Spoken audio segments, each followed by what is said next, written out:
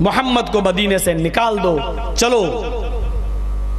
अल्लाह के नबी को नहीं मालूम, अब्दुल्ला इब्ने उबई के बेटे ने ये जुमले सुन लिए।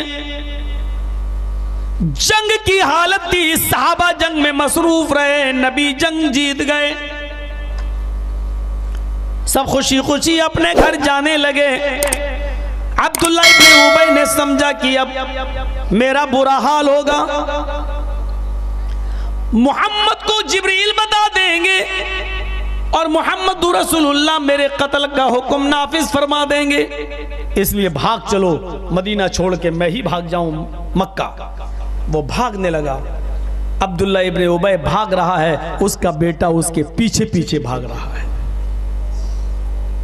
और जैसे ही मक्का के बॉर्डर पे कदम रखता है, बेटे ने अपनी तलवार बाप की गर्दन पर रख दी, चलाई नहीं, रख दी। रुक जाओ, कहां जा रहे हो? का बेटे मक्का जा रहा हूं। नहीं जा सकते। क्यों? मोहम्मद रसूलुल्लाह जब तक इजाजत ना दे दें तुम नहीं जा सकते। कहा बेटे मोहम्मद से ही तो बचकर भाग रहा हूं। कहा कि मैं तुम्हें खुद रसूलुल्लाह के पास लेकर जाऊंगा।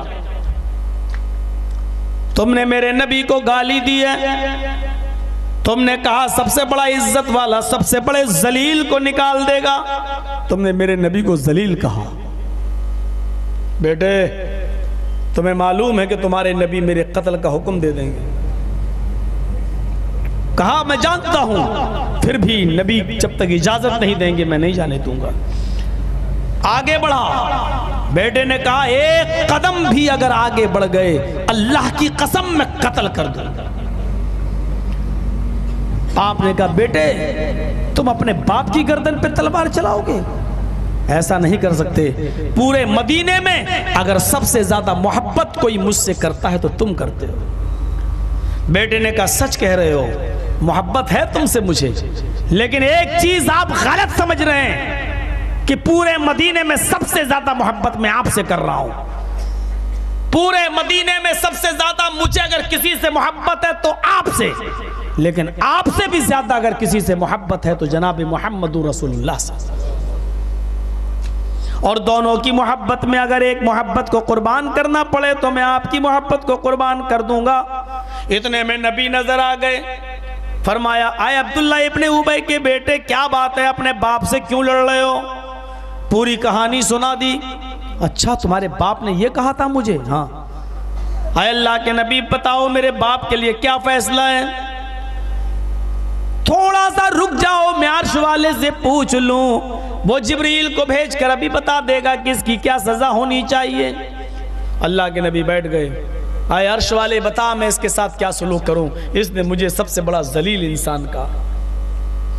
अभी बैठे ही थे, आसमान से अब्दुल्ला इब्ने उबई के कत्ल की कोई आयतें नाजिल नहीं हुई, जिब्रील भी कोई खबर लेके नहीं आए। इतने में बेटा कहने लगा आए अल्लाह के नबी, अगर अल्लाह ताला आसमान से मेरे बाप के कत्ल का हुक्म लेकर आ जाए, अगर जिब्राइल अमीन मेरे बाप के कत्ल का ऑर्डर लेकर आ जाए, अर्श वाला अल्लाह अगर मेरे बाप के कत्ल का हुक्म दे दे, तो अल्लाह के रसूल मेरे बाप का कत्ल किसी और से मत करवाना, ये नेक काम मुझसे करवाना।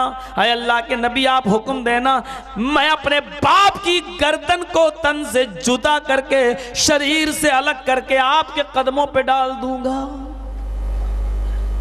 अल्लाह के नबी ने फरमाया आए अब्दुल्ला इब्ने उबई के बेटे, अगर मैं ये कहूं कि तू अपने बाप को कत्ल कर दे तो तू कर देगा? कहा आए अल्लाह के नबी मैं फौरन कर दूंगा। आपका हुक्म निकलेगा, आपकी आंख का पलक छपकेगा, खुलने भी नहीं पाएगा कि मैं बाप की गर्दन काट कर आपके कदमों पे डाल दूंगा। आप चीखने लगे आए अब्दुल्ला इब्ने उबई के बेटे, मेरी मोहब्बत तेरे दिल में इतनी ज्यादा है कि मेरी मोहब्बत के आगे तू अपने बाप की मोहब्बत को कुर्बान कर देगा? कहा हाँ। आए अल्लाह के नबी कहकर तो देखिए। आपने फरमाया जा, मैंने तेरे बाप के लिए रास्ता साफ कर दिया, जाने दे इसको मक्के, मैंने माफ किया है। आए अब्दुल्ला इब्ने उबई के बेटे, तेरे बाप की मोहब्बत भी तुझे है और मेरी भी, लेकिन मेरी मोहब्बत तुझे तेरे बाप से ज्यादा है।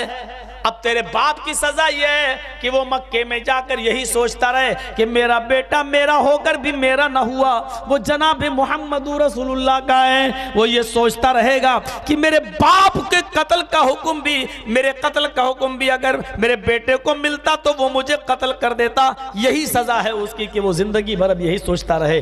तो मेरे पास साथ चलो, इसको जाने दो। छोड़ दिया, अपने बाप की गर्दन पर तलवार। अभी अल्लाह या रसूल अल्लाह, हो गए जन्नतुल फिरदौस के मालिक, सीधे चले जाओगे। अल्लाह भी हिसाब किताब नहीं लिखेगा। क्यों? खुदा के पड़ले में बहुदत के सिवा रखा ही क्या है, ले लेंगे मोहम्मद से जो कुछ लेना होगा। जिनकी कव्वालियों में जिनके अकीदे ये हों कि अल्लाह कुछ नहीं करता, जो कुछ करते मोहम्मद करते, अल्लाह के पल्ले में बहुदत के सिवा कुछ नहीं है, जो कुछ करते मोहम्मद करते, पावर उनके पास है। जिनका अकीदा ये है, रब्बे काबा की कसम, जर्जिस का फतवा ये है कि तू मुशरिक है, दार पे लटका, सूली दे, फांसी दे, AK-47 चला मुझ पे, अपनी गर्दन कटाना गवारा है, लेकिन मोहम्मद को खुदा कहना गवारा नहीं है। ना अकीदा रखूंगा मैं, अगर अल्लाह के बाद और गौर से सुनो, अल्लाह के बाद कायनात की सबसे बड़ी हस्ती कोई है तो वो हस्ती है जनाबे मोहम्मद रसूलुल्लाह। लेकिन अल्लाह के बाद तुम ये कहो कि अल्लाह को हम मोहम्मद की जगह पे ला के रख दें और मोहम्मद को हम अल्लाह की कुर्सी पर बिठा दें सल्लल्लाहु अलैहि वसल्लम, तो ये न हमारे असलाफ ने सिखाया है, न हमारे बुजुर्गों की ये तालीम रही है, न हमारे नबी ने ये बताया है। वो खड़ी और पड़ी मूर्ति ने कितनी आग लगाई, मेरी तकरीब में सुना है ना आपने। लैपटॉप वाले बाबा उसके पीछे पड़े हैं, और मैंने इतना क्या कह दिया था, सऊदी अरब की सरजमीन पर वो मेरी तकरीर हुई थी। मैंने कहा कि हिंदू खड़ी मूर्ति की पूजा कर रहा है, मुसलमान पड़ी की आग लग गई, कबर को भी मूर्ति कह दिया। मौलवी जर्जीस, तेरा बाप मरे तब तू अपने बाप की कब्र को मूर्ति कह देना। और मैंने कहा अगर मौलाना जर्जीस के बाप की कब्र पे भी फूल चढ़ने लगेंगे, हार चढ़ने लगेंगे, गुलाब का अत्र छिड़का जाने लगेगा, और मौलाना जर्जीस के बाप की कब्र पर भी चादर चढ़ने लगेगी, तो मौलवी जर्जीस अपने बाप की कब्र को भी मूर्ति कहने लगेगा। जिस पर चादरें चढ़े वो कब्र भी मूर्ति है, जिस पर फूल चढ़े वो कब्र भी मूर्ति है, जिस पर जाकर बेटा और बेटी मांगा जाए। और इसी के लिए अल्लाह के रसूल ने कहा था, अल्लाहुम्मा ला तजअल कब्री वस्नन युअबद, ऐ अल्लाह मेरी कब्र को बुत मत बना देना, अल्लाह मेरी कब्र को इबादत का घर मत बना देना। जैसे यहूद और ईसाई अपने नबी की कब्र पे सजदे करने लगे, ऐ अल्लाह मेरी कब्र को सजदा करने की जगह ना बना देना। अल्लाह के रसूल ने यही दुआ तो की थी, कब्र तो कहा था, लेकिन यह कहा था कि मेरी कब्र को सजदा करने की जगह ना बना देना, मेरी कब्र को मूर्ति मत बना देना, बुत मत बना देना। पता चला यहूद और नसारा ने अपने अपने नबियों की कब्रों पे चादरें चढ़ाना शुरू कर दिया था, अपने अपने नबियों की कब्रों पे सजदा करना शुरू कर दिया था, अपने अपने नबियों की कब्रों पे जाकर बेटा और बेटी मांगना शुरू कर दिया था। अर्श अल्लाह के रसूल ने यह बद्दुआ दी, लानतुल्लाहि अलल यहूदी वन नसारा इत्तखज़ु क़ुबूर अंबियाइहिमुल मसाजिद। ऐ अल्लाह तेरी लानत हो यहूदियों पर, ईसाइयों पर कि जिन्होंने अपने नबियों की कब्रों को सजदा करने की जगह बना दिया। किसी को नहीं किया जा सकता सिवाय अल्लाह के। और याद करो हजरत जाबिर रज़ी अल्लाह तआला अन्हु, हजरत मुआज़ इब्न जबल रज़ी अल्लाह तआला अन्हु मुल्क के शाम से आए और मुल्क के शाम में देखा कि वहां के लोग अपने बादशाहों को सजदा करते हैं। वो आए और उन्होंने नबी अकरम से इजाजत मांगी, अल्लाह के रसूल मुझे सजदे की इजाजत दे दीजिए। किस लिए? अल्लाह के नबी मैंने मुल्क के शाम में देखा वहां के लोग अपने बादशाह को सजदा कर रहे हैं, आप आप क्या किसी बादशाह से कम हैं? आप तो अल्लाह के नबी हैं, आप ज्यादा हकदार हैं कि हम आपको सजदा करें? अल्लाह के नबी ने फरमाया, अराईता लौ मररता बिकब्री आतसजुदा लहू, आए मुआज, क्या तुम कल मेरी कब्र के पास से गुजरोगे? आए है, अल्लाह के रसूल ने अपनी जिंदगी के बारे में नहीं कहा, कब्र के बारे में कहा। आए मुआज, तुम सजदे की इजाजत मांग रहे हो, अगर कल तुम मेरी कब्र के पास से गुजरोगे, यानी अल्लाह ने तुम्हारी जिंदगी में मुझे उठा लिया, मुझे कब्र में दफन कर दिया गया, तो क्या कल तुम मेरी कब्र के पास से गुजरोगे तो क्या उसको सजदा करोगे? अत्तसजुदु लहू, क्या तुम उसको सजदा करोगे? क़ाल अल्लाह, कहा नहीं मुआज, ऐसा करना भी नहीं। अल्लाह के रसूल ने अपने बात के बारे में कहा, ऐसा करना भी नहीं।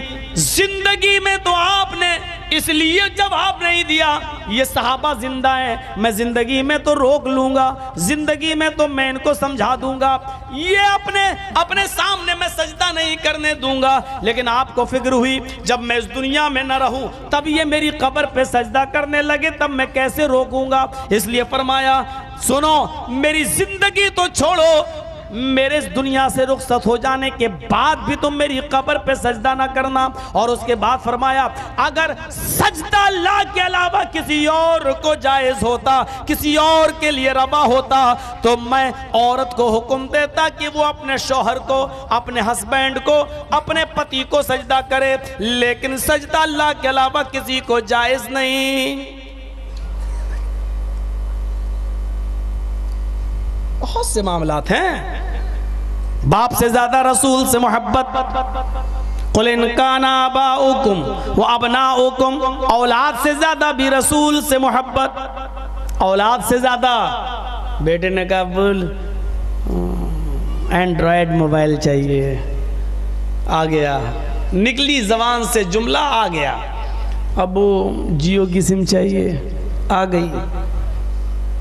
बेटा अलग कमरे में सोता है, 1.5 GB 2 GB रोज मिल रही है, खर्च तो करना ही है। अब क्या क्या बेटा देख रहा है, बाप को क्या पता। और बेटे तो छोड़ो, बेटियां देख रही हैं। पड़ोस की लड़की से मेरे बेटे का निकाह हो रहा है, कैसी? अरे वो, अरे मोबाइलों पे लगी रहती है, एक नहीं 50-50 बॉयफ्रेंड है उसके, एक में 99 झूठ बोल के उसको बदनाम कर दिया। पड़ोस की लड़की के पास मोबाइल है, उसके बारे में मालूम है, लेकिन तेरी बेटी के पास मोबाइल है, बाप को पता नहीं है। पड़ोसी की बेटी को किसी ने दिया, उसका इल्म है हमें, लेकिन मेरी बेटी को स्कूल के किस लड़के ने दिया, उसका इल्म नहीं है हमें। मौलाना साहब, मेरी बेटी कभी नहीं चलाती घर में, हमने कभी देखा ही नहीं है। कभी लिहाफ अचानक खींच के देख, सर्दी के दिनों में ब्लैंकेट और कंबल ओढ़कर लेटी हुई है और मुंह छिपाकर अंदर चला रही है व्हाट्सएप। तू समझ रहा है कि सोई हुई, भरोसा कर रहे हो तो अचानक लिहाफ खींच के देखो तो पता चलेगा एंड्रॉयड मोबाइल। हमने तो दिया नहीं, तुम्हें देने की जरूरत क्या है? आजकल देने वाले कम हैं क्या? हमने कभी बैंक बैलेंस नहीं भरवाया, तुम्हें क्या जरूरत है बैलेंस भरवाने की? सारे खर्चे तो वहां से मिल रहे हैं। पड़ोसी की बहन और बेटी की कारस्तानियां मालूम है हमें अपनी औलाद की, अपनी बेटियों की नहीं मालूम है। पता लगाओ। हजरत ज़करिया हजरत मरियम की किफालत करते थे, मेहराब के अंदर बेमौसम फल लाया करते थे। हजरत ज़करिया ने देखा मरियम के पास बेमौसम फल आ रहे हैं, मस्जिद के अंदर आ रहे हैं, मेहराब के अंदर आ रहे हैं। सेब का मौसम नहीं, मरियम के पास सेब कहां से आया? केले का मौसम नहीं, केला कहां से आया? अंजीर का मौसम नहीं, अंजीर कहां से आया? आए कुरान देखिए, सूरह मरियम पढ़िए, वो अन्ना लके हाजा, आए मरियम ये नेमतें तेरे पास कहां से आ रही हैं? इस मौसम का तो ये फल ही नहीं है, इस फल को ये मौसम में तो ये फल होता ही नहीं, कहां से आ रहा है? क़ालत हुवा मिन इंदिल्लाह, आए जकरिया, ओ मेरे सरपरस्त, ओ मेरे गार्जियन, मेरे ऊपर शक न करो, ये नेमतें अल्लाह के पास से आ रही हैं, मैं नहीं जानती, अल्लाह मुझे गैब से दे रहा है। मरियम जिनकी पाक